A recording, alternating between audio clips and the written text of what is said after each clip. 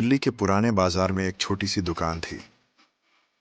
रमेश का repair centre.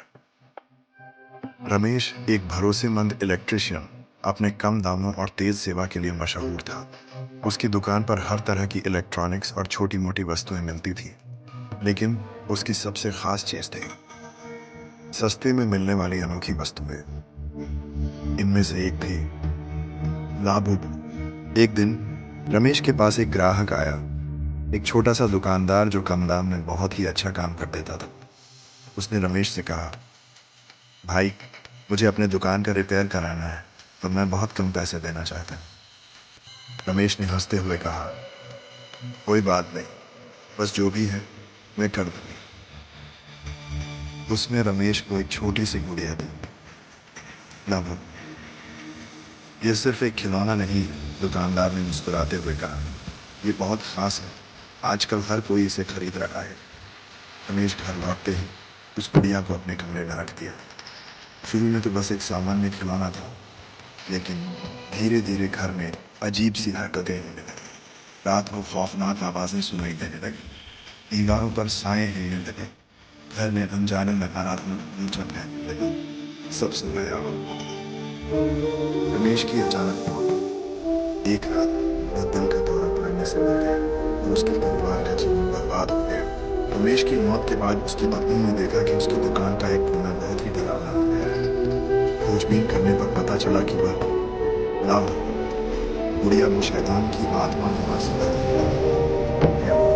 एक प्राचीन जादूगर द्वारा किसी ने वह दुकानदार जो कम दाम में वस्तुएं देता था, असल में वो शैतान बना दिया। वो जानता था कि लाभ एक भयानक राक्षसी शक्ति है।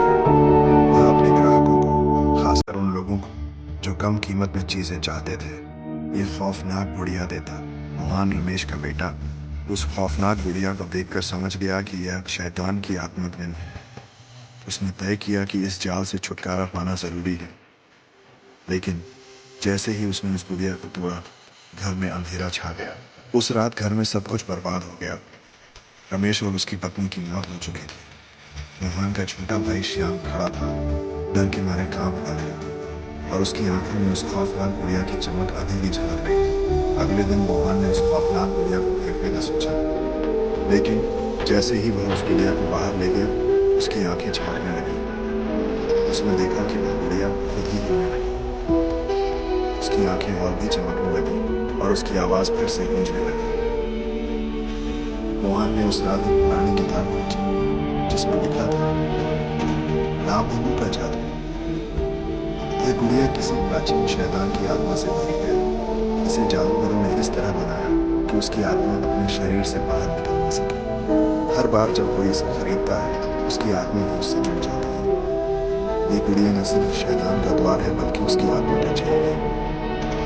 कहते हैं कि दिल लाबुबू एक मां राक्षसी शक्ति है जो पूरे शैतानी आत्माओं से भरी हुई है।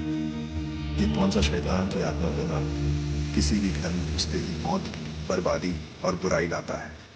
घर में मौत का साया छा गया। मोहन का पिता और मां नहीं रहे। श्याम बहादुरी से उस खौफनाक गुड़िया को अपने हाथों से तोड़ने की कोशिश करता है, लेकिन उसकी आत्मा भी उस जाल में फंस जाती है।